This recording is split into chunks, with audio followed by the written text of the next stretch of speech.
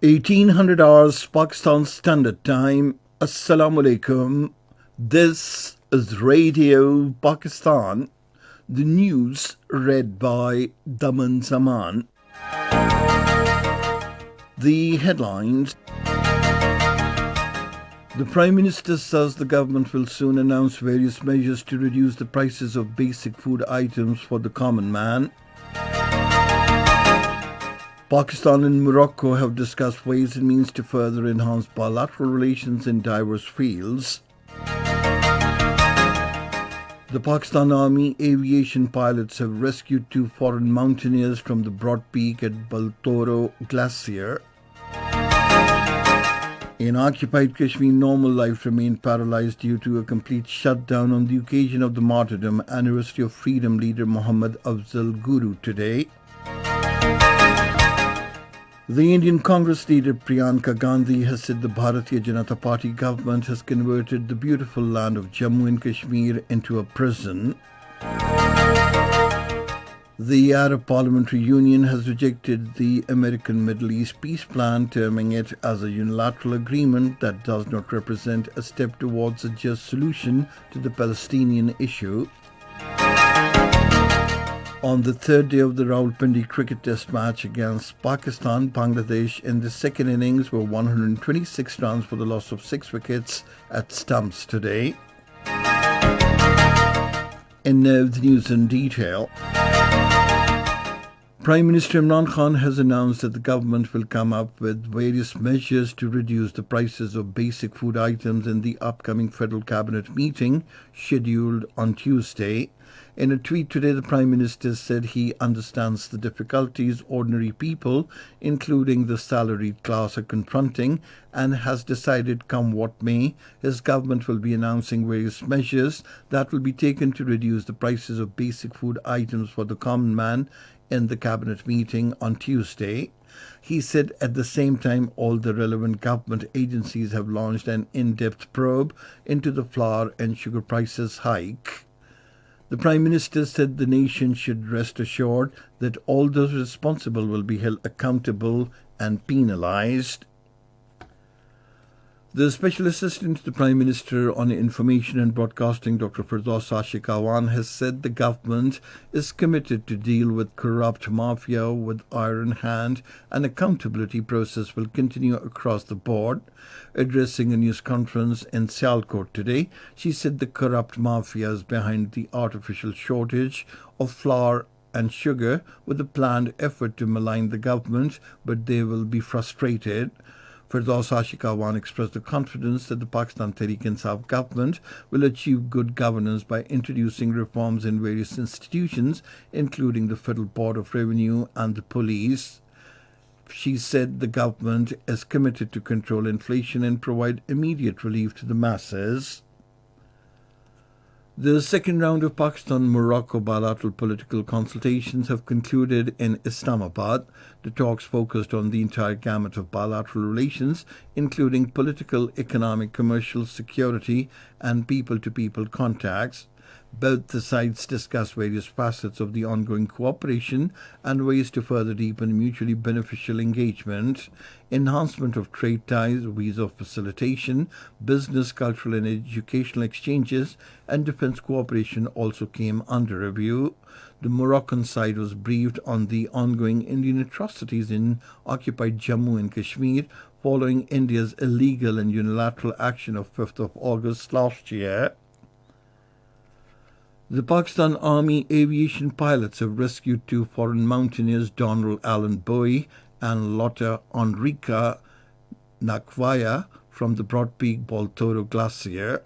According to the ISPR, these climbers were from the United States and Finland and part of the International Winter Expedition attempting to summit the Broad Peak, but were stranded en route due to sickness. The British High Commissioner to Pakistan, Christian Turner, says the restoration of peace and tourism in Swat is a positive change.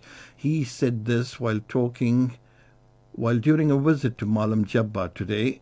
The British High Commissioner said Malam Jabba is a stunning valley and he will continue visiting beautiful places of Pakistan. The Minister for Planning and Development, Asad Umar, has said Pakistan Tehreek-e-Insaf government is committed to serve the people and will never compromise on projects of public welfare. Addressing a rally in Liari area of Karachi today, he said, "We are ready to work with any political party for the people of Karachi." The minister said the federal government will provide 50% funds for the mega water supply project of K4, which has already been delayed for a long time. This is Radio Pakistan. The Chairman Parliamentary Committee on Kashmir, Syed Fakhr Imam, has said the Modi government is committing atrocities against innocent and disarmed Kashmiris, and the valley is facing lockdown for the last 6 months. Talking to Pakistan television, he said international community is not taking a serious notice of human rights violations in occupied Kashmir. He urged the world community to come forward and play its due role in resolving the core issue between the two nuclear countries and stop state-sponsored terrorism in occupied Kashmir. Syed Fakhr Imam said Pakistan will continue its political, moral and diplomatic support to the Kashmiris, while the entire nation has given a strong message to the world that Pakistan firmly stands by the Kashmiri people. In occupied Kashmir, normal life was paralyzed due to a complete shutdown on the occasion of the 7th martyrdom anniversary of Kashmiri leader Muhammad Afzal Guru today. The call for the strike was given by the All Parties Hurriyat Conference Chairman Sayyid Ali Gilani, Mirwais Umar Farooq-led Hurriyat Forum, the Jammu and Kashmir Liberation Front and other pro-freedom leaders and organizations. All shops and business establishments were closed while the traffic was off the road. Stringent measures in the name of security were taken to prevent anti-India protests. Hundreds of personnel of the Indian Army, Police and paramilitary forces were patrolling the deserted streets in the territory, which already continues to remain under military lockdown and gag on internet on the 189th consecutive day today. On the other hand, the Congress General Secretary, Priyanka Gandhi Vadra, in a tweet said the Bharatiya Janata Party government has made a prison out of the beautiful land of Jammu and Kashmir. She said continued internet blackout, illegal detentions and archaic laws were slapped on popular politicians in order to keep them silent. In Toronto, the speakers at a seminar urged India to immediately lift the inhuman military siege on 8 million people in the occupied territory. In Afghanistan, 5 Taliban militants were killed when a landmine they were carrying exploded prematurely in Saripul province today. According to reports, the incident occurred when the 5 insurgents were going to plant a mine on a road at Daraband village of Sayyad district in the province this morning.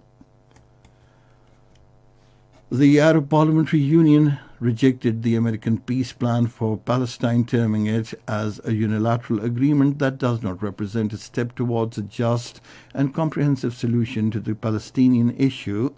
The 30th emergency session of the Union, which concluded in the Jordanian capital Amman, also dismissed any unfair settlement of the Palestinian issue.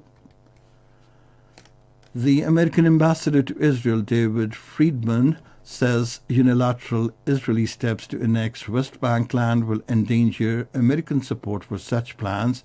In a tweet, David Friedman said Israel is subject to the completion of a mapping process by a joint Israeli-American committee. However, any unilateral action in advance of the completion of the committee process endangers the plan and American recognition.